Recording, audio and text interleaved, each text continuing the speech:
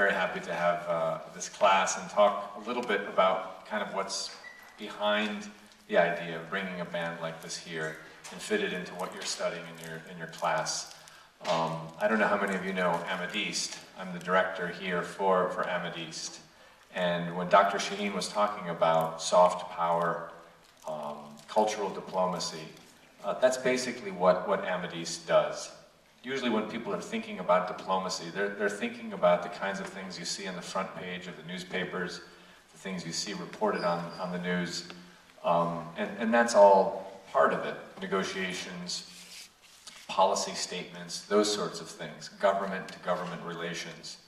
But there's a whole other part kind of happening on a daily basis often called track 2 diplomacy, and otherwise known as people-to-people diplomacy. And Amideast plays a key role in that because we work with, in our case, we work with the US Embassy, we work with the Egyptian government on educational and cultural programs. So some of you probably all of you have taken the SAT exam and those kinds of wonderful things through Amideast.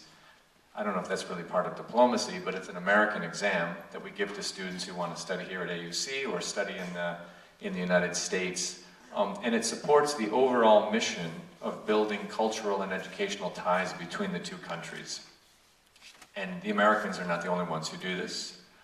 The Japanese have a big and active foundation here, the French Cultural Center, the Italian Cultural Center, the British Council. All of these governments do this not just because they think it's a wonderful thing to do, although I think on a day like this when we've got these great musicians, it is a wonderful thing to do, but also because it's an important component of the relationship between countries. So in addition to bringing musicians here, we spend a lot of time working on sending Egyptians to the US and bringing Americans here to study. We have an American study abroad program where undergraduates like you from across the US are studying. They're living in our facility in Dohi. They're taking courses, they're learning Arabic, they're wading into Egyptian culture. And we have Egyptians who go to the US on scholarship programs, on short-term exchange programs. And why do we think that is important? Partially because we think it's important for people to get to know each other. Now that might not seem to be such a stretch if you're here at the American University in Cairo.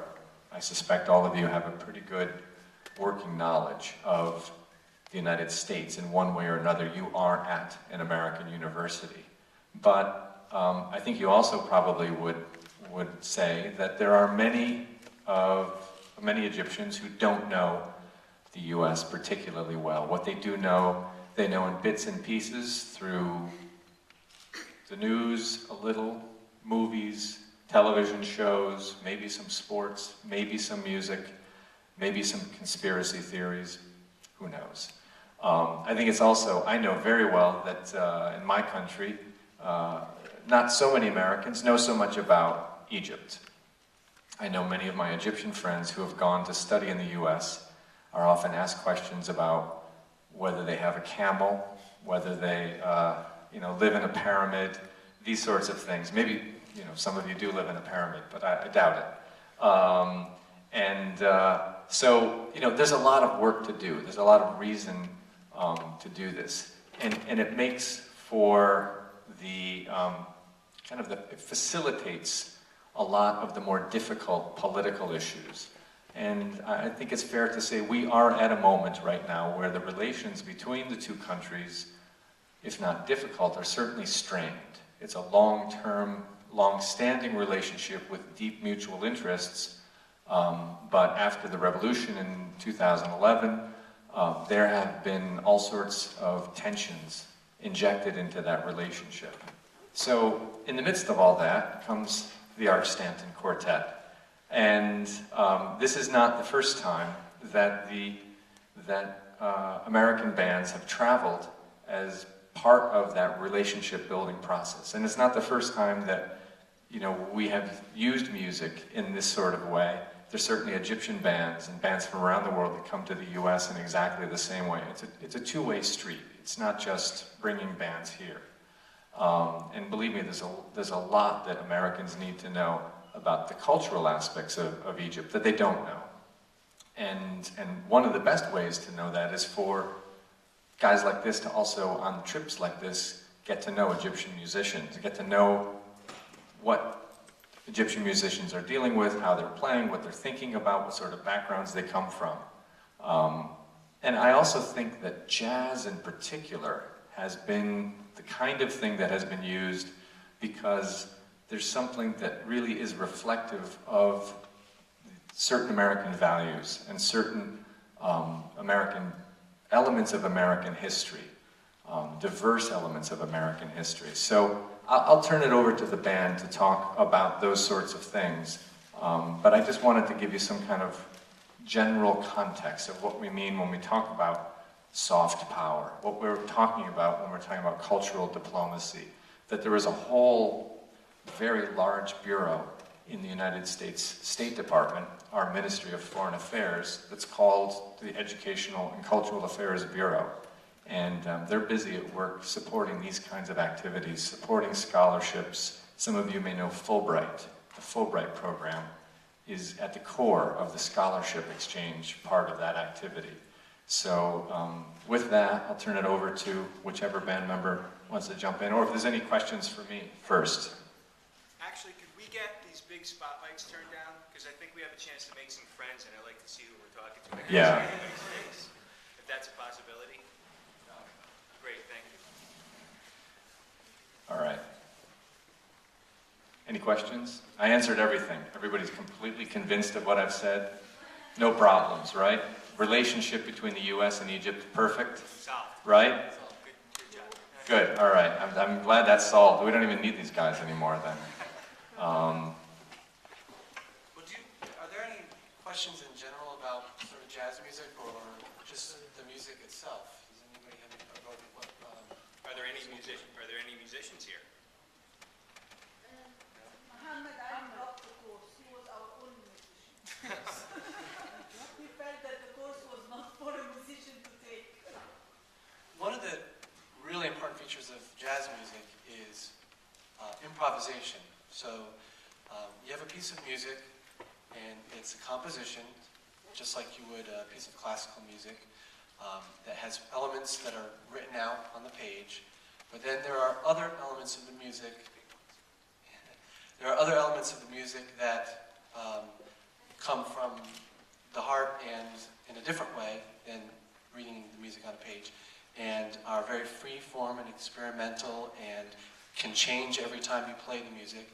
And I think that's a lot, that type of element of jazz is very reflective of what we like to think in America as democracy, how democracy works, which is that you have a common goal, this composition, this piece of music that you're playing. There's a shared interest in achieving the success of that composition and working together to make it coherent. And at the same time, though, allowing each individual member of the band to speak their mind and contribute to that sound and that outcome. So I think that's a really important core way in which jazz plays that role in diplomacy and reflecting at least what our ideals are in the U.S. And really, too, while one guy may be taking center stage, improvising his solo, there's a conversation going on between that musician and all the other musicians on the stage at the same time. So it's not just the one person having their own say. It's their say, but they're constantly reacting to what the other guys are doing, so there's a conversation going on at the same time. We arrive at what hopefully is a pretty good musical conclusion together. And one thing I would say too about the composition of the people, not the composition, the musical composition, but those who are performing the music. If you look back in history in the United States, clearly you see a history where it has been a long, slow struggle for civil rights of a variety of different groups. And you could see that reflected in who's on stage and who's doing what, and who's playing in bands. There was a time in which almost no bands were integrated. They were racially separated. I think it's fair to say it has been a kind of a delayed reaction to include more women in jazz, playing various instruments. My daughter is 15 and she plays percussion and drums, and the majority of the percussionists in her orchestra are girls now. Now I also noticed that the majority of the percussionists in the Cairo Symphony are women, and they're outstanding. So I think Egypt is setting the model there for a lot of American orchestras that are way behind. So if you look back at who was in these bands at different times, 80 years ago, 50 years ago, whatever, that has changed as the society has changed. And I think as successive bands have come, you can see those changes here, there, and everywhere. Also, bands from different parts of the country playing different styles. I mean, this band is from New York, the New York State, north of New York City, and they are reflective of, you know, what you would play there, but they're drawing on other kind of influences from around the world and certainly around the country. But the band would probably have a different makeup if they were in different musical angle, if they were from Miami, or if they were from Los Angeles, or what have you. Jim, I would like to know more why jazz started with the black people. How did they, what did they want to say with jazz as black people at the very beginning? And now, why do we see more and more also white interested in jazz? I mean, is that a specific language against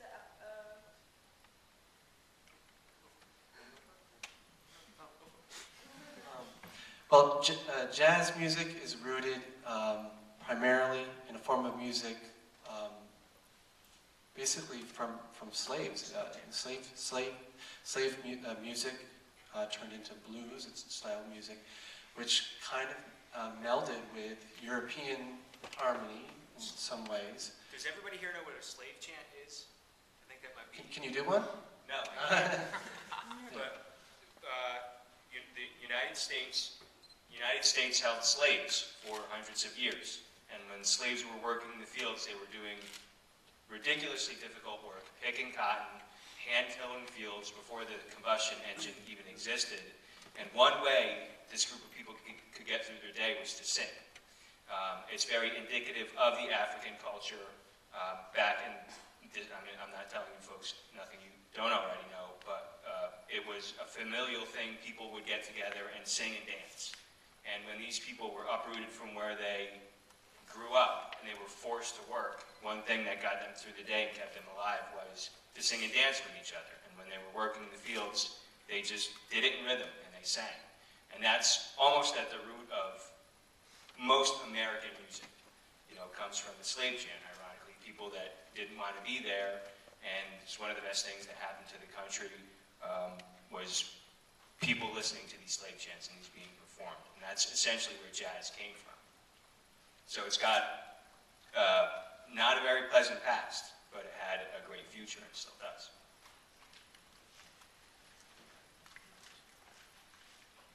You asked about white musicians becoming more involved or more interested in. In actuality, white musicians have been extremely interested in jazz from the very, very beginning and involved in playing it. What has changed over the last 50 years is race relations, and how Jim referred earlier to how the bands were segregated. It was a big deal when Benny Goodman had a black musician, a guitarist, Charlie Christian, join his band in 1939, I think it was. And it really wasn't until the 60s, anyway, that you really started seeing integrated bands being more the norm and common. But as I say, white musicians have been involved in it since the beginning.